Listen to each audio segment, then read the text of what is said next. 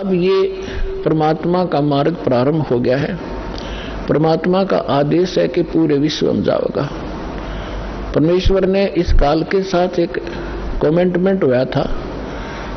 काल तो ये राजी हो गया था, उसने तो ये चतुरता करी थी कि कलयुग में ये इतने कंडम हो जाएंगे, भक्तिहीन भी हो जाएंगे और इनकी वृत्ति भी खराब हो जाएगी, ये भक्ति के योग नहीं रहेंगे, सब चापलूस हो जाएंगे, विकारी बन जाएंगे। इसलिए उसने कहा था कि भगवान 3 युगों में जीव थोड़े ले जाना। परमात्मा ने कहा था कि तूने सभी मेरी आत्माओं को ऐसा दुखी कर दिया, इनकी क्या दुर्दशा कर दी तूने, गधा बना रखा, कुत्ता बना रखा, क्या ये ऐसे थे जब तेरे पास आए?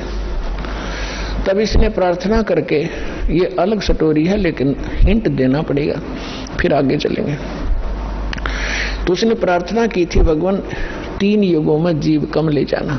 मालिक को भी पता था, क्योंकि हमारी शंका बहुत ज्यादा है, तुरंत उत्पन्न हो जाएंगी कि परमात्मा ने ऐसा क्यों वर दिया 3 युगों में जीव ना ले जाने का।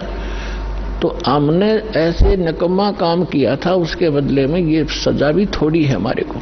फिर भी परमात्मा को पता था कि सतयुग त्रेता द्वापर में इनकी घनी कमाई होगी भक्ति की और ये दुखी नहीं होंगे। जैसे संस्कार आपके होंगे उसी प्रकार परमात्मा ने इस पृथ्वी पर वैसा ही माहौल बना देता है दाता। बढ़िया समय पर वर्षा होती है, बड़े फलदार वृक्ष होते हैं, सब शरीर हो जाएंगे, तो फिर सुख होता है उनको। और सुख में भगवान की भक्ति प्राणी फॉर्मलिटी करता है। और दुखी प्राणी जब हो जाता है तब उसका दुख संकट निवारण हो जाता है। फिर उसको बताया जाता है यदि आपने फिर से भक्ति छोड़ दी तो वो कष्ट फिर आ जाएगा, तो कभी नहीं छोड़ेगा, आजीवन भक्ति करेगा और वो सफल हो जाएगा। और सतयुग त्रेता द्वापर में ये जीव घना दुखी नहीं होता, शरीर मजबूत होता है, लंबी आयु होती है, खूब ठीक सा इसका जो है बना रहता है व्यवहार। तो उस मालिक को मालूम था कि ये भक्ति नहीं करेंगे, क्योंकि सभी भक्ति करते थे लेकिन शास्त्र विरुद्ध करते रहे। और जिस कारण से वो सोच रहे थे जो साधना हम कर रहे हैं इसी से हमें लाभ हो रहा है, और हो रहा था, वो पिछली बैटरी चार्ज से वो प्रयोग कर रहे थे, अपनी पिछली मलाई खा रहे थे। तो इस प्रकार परमात्मा को पता था, तब उसने कहा था ठीक है, चौथे युग में कलयुग में मैं अपना ज्ञान प्रचार करूंगा। तो काल ने कहा था कि देखो जी, जबरदस्ती ना करना, बलपूर्वक मत ले जाना, आपके ज्ञान को कोई माने, समझे, स्वीकार करे और आपकी भक्ति करे तो वो आपके हों। और जो मेरे ज्ञान को, जो मैं नकली अपने दूत भेजूंगा अपना ज्ञान प्रचार करने के लिए, उनका ज्ञान जो स्वीकार करे तो वो मेरे ही रहे, आप उनको बलपूर्वक न ले जाना। परमात्मा बोला बिल्कुल सही है, जब मेरा ज्ञान ही स्वीकार कोई नहीं करेगा तो खाक जाएगा मेरे लोक में, वो तो वही जाएगा जो मेरा ज्ञान स्वीकार करेगा, मेरी भक्ति ग्रहण करेगा, तब वो जाएगा।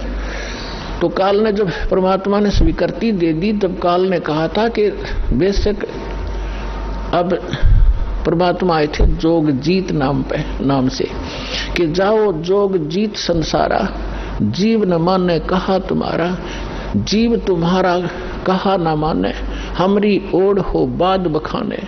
फिर कहा था 12 पंथ करूं मैं साजा, नाम तुम्हारा ले करूं आवाजा, 12 पंथ नाम जो ले ही हमरे मुख में आन समोई, और अनेक पंथ चलाऊं या विद जीवों को भरमाऊं, देवल देव और पितृ धाम पुजवाऊं, और जब ऐसे नकली जब तब सबके मन लाऊं, और जाओ जोग जीत संसारा, जीव न माने कहा तुम्हारा, जीव तुम्हारा कहा न माने, हमरी ओढ़ हो बाद बखाने।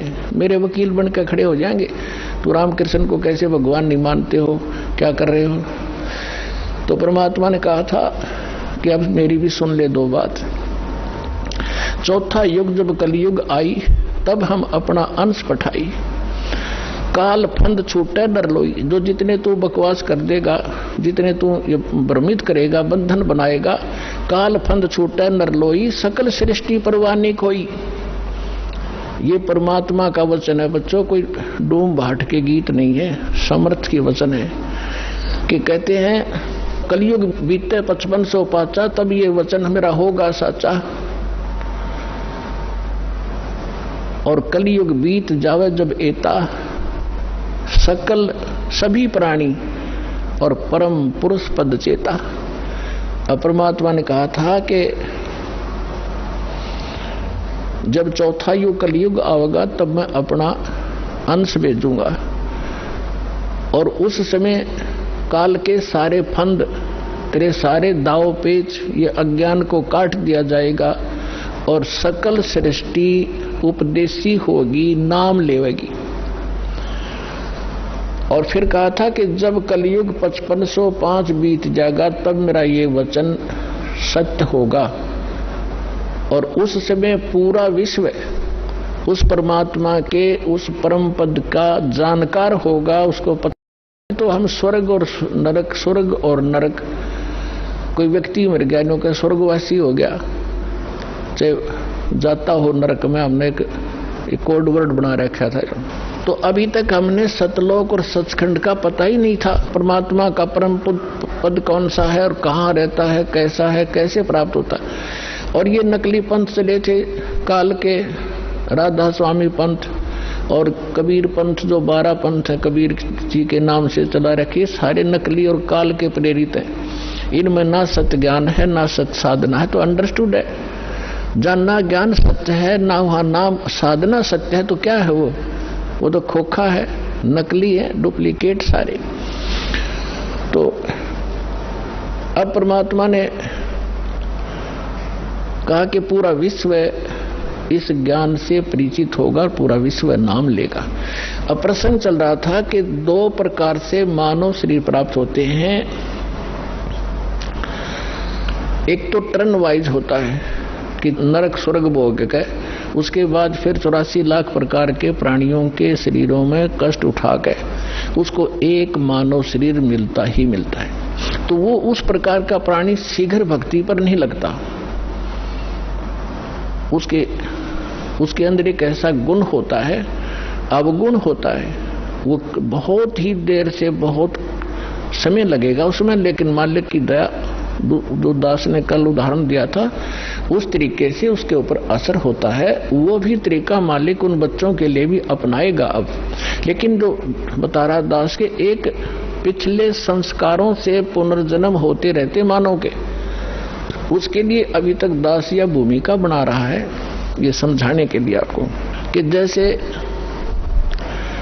आप जी को प्रथम मंत्र दिया जाता है, पहले परमात्मा ने इस प्रथम मंत्र में केवल ये बीच वाले 5 नाम ही दिए जाते थे।